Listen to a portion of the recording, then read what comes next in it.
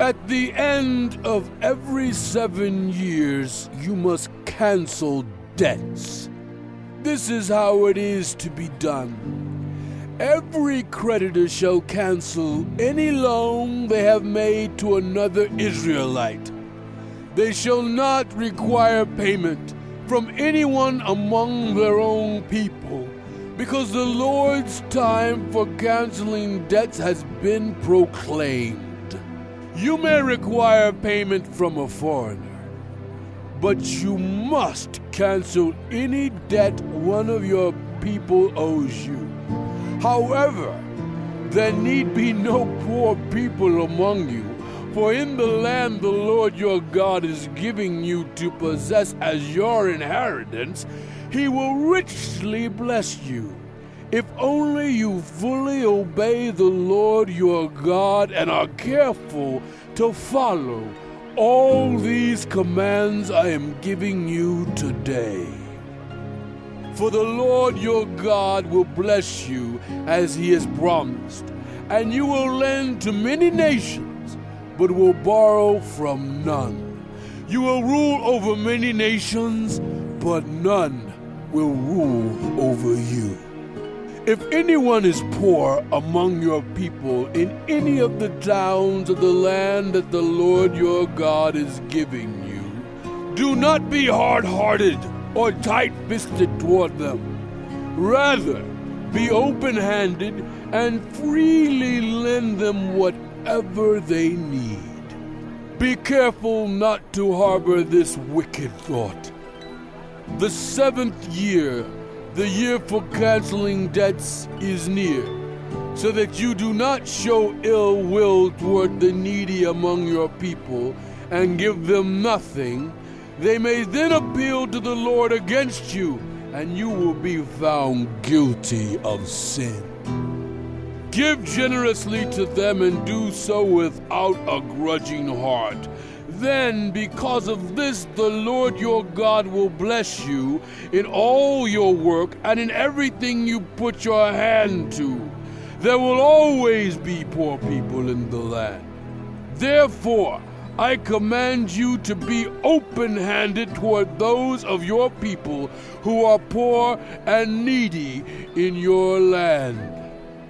If any of your people, men or women, sell themselves to you and serve you 6 years, in the 7th year you must let them go free. And when you release them, do not send them away empty-handed.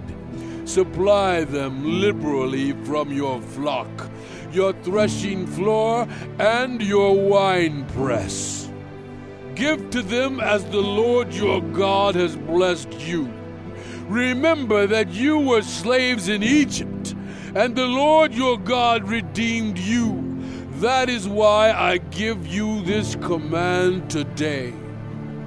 But if your servant says to you, I do not want to leave you because he loves you and your family and is well off with you, then take an awl and push it through his earlobe into the door, and he will become your servant for life. Do the same for your female servant. Do not consider it a hardship to set your servants free, because their service to you these 6 years has been worth twice as much as that of a hired hand, and the Lord your God will bless you in everything you do. Set apart for the Lord your God every firstborn male of your herds and flocks. Do not put the firstborn of your cows to work, and do not shear the firstborn of your sheep. Each year you and your family are to eat them in the presence of the Lord your God at the place he will choose. If an animal has a defect, is lame or blind, or has any serious flaw, you must not sacrifice it to the Lord your God. You are to eat it in your own towns. Both the ceremonially unclean and the clean may eat it, as if it were gazelle or deer. But you must not eat the blood. pour it out on the ground like water. Observe the month of Aviv and celebrate the Passover of the Lord your God, because in the month of Aviv he brought you out of Egypt by night. Sacrifice as the Passover to the Lord your God an animal from your flock or herd at the place the Lord will choose as a dwelling for his name. Do not eat it with bread made with yeast, but for 7 days eat unleavened bread, the bread of affliction, because you left Egypt in haste, so that all the days of your life you may remember the time of your departure from Egypt. Let no yeast be found in your possession in all your land for 7 days.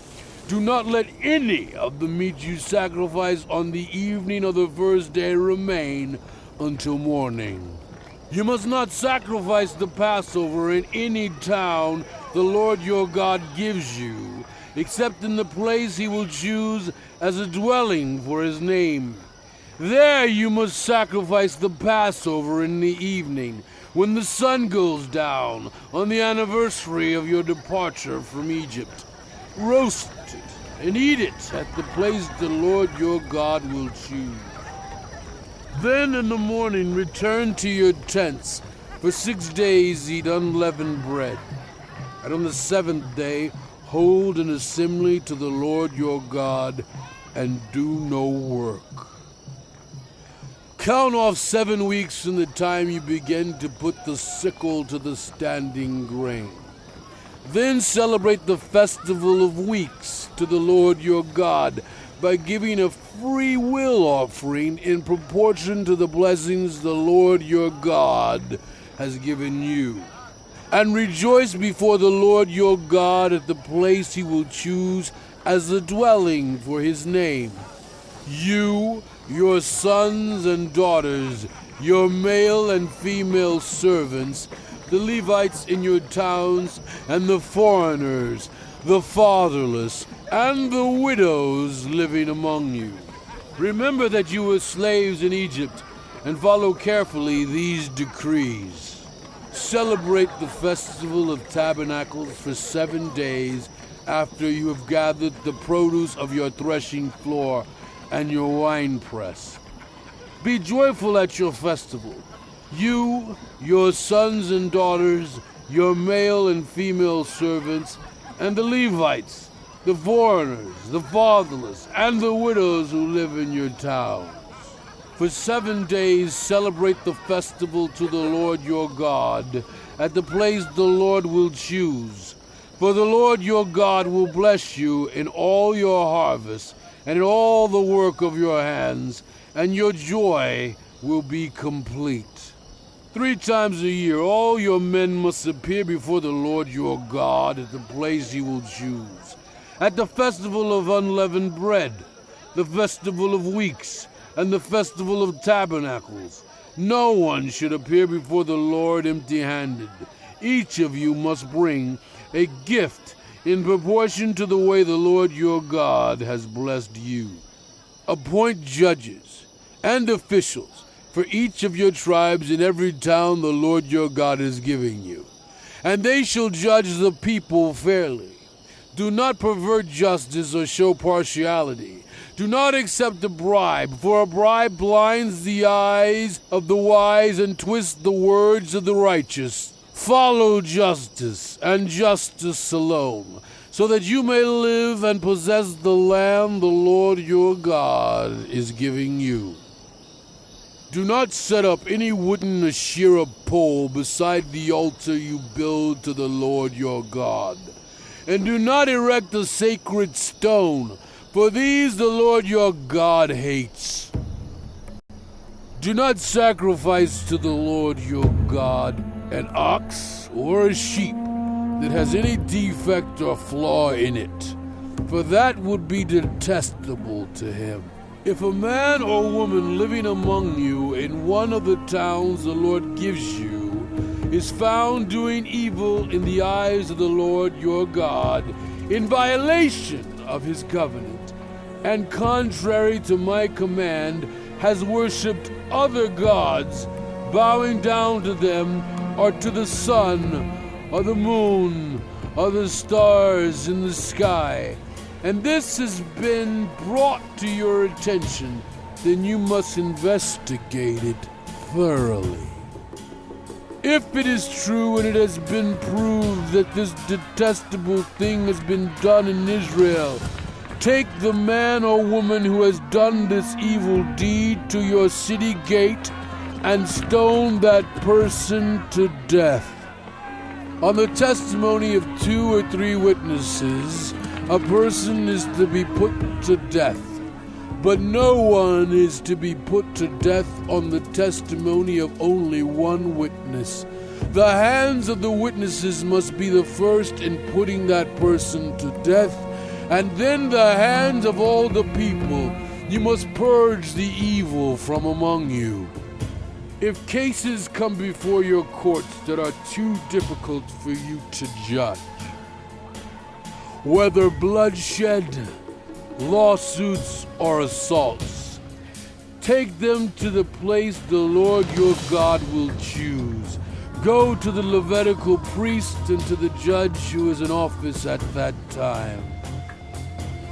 Inquire of them, and they will give you the verdict. You must act according to the decisions they give you at the place the Lord will choose. Be careful to do everything they instruct you to do. Act according to whatever they teach you and the decisions they give you. Do not turn aside from what they tell you, to the right or to the left. Anyone who shows contempt for the judge or for the priest who stands ministering there to the Lord your God is to be put to death. You must purge the evil from Israel. All the people will hear and be afraid and will not be contemptuous again. When you enter the land the Lord your God is giving you, and have taken possession of it and settled in it, and you say, "Let us set a king over us like all the nations around us," be sure to appoint over you the king the Lord your God chooses. He must be from among your own people. Do not place a foreigner over you, one who is not an Israelite. The king, moreover, must not acquire great numbers of horses for himself, or make the people return to Egypt to get more of them. For the Lord has told you, you are not to go back that way again. He must not take many wives, or his heart will be led astray. He must not accumulate large amounts of silver and gold. When he takes the throne of his kingdom, he is to write for himself on a scroll a copy of this law taken from that of the Levitical priest. It is to be with him, and he is to read it all the days of his life, so that he may learn to revere the Lord his God, and follow carefully all the words of this law and these decrees, and not consider himself better than his fellow Israelites, and turn from the law to the right or to the left. Then he and his descendants will reign a long time over his kingdom in Israel.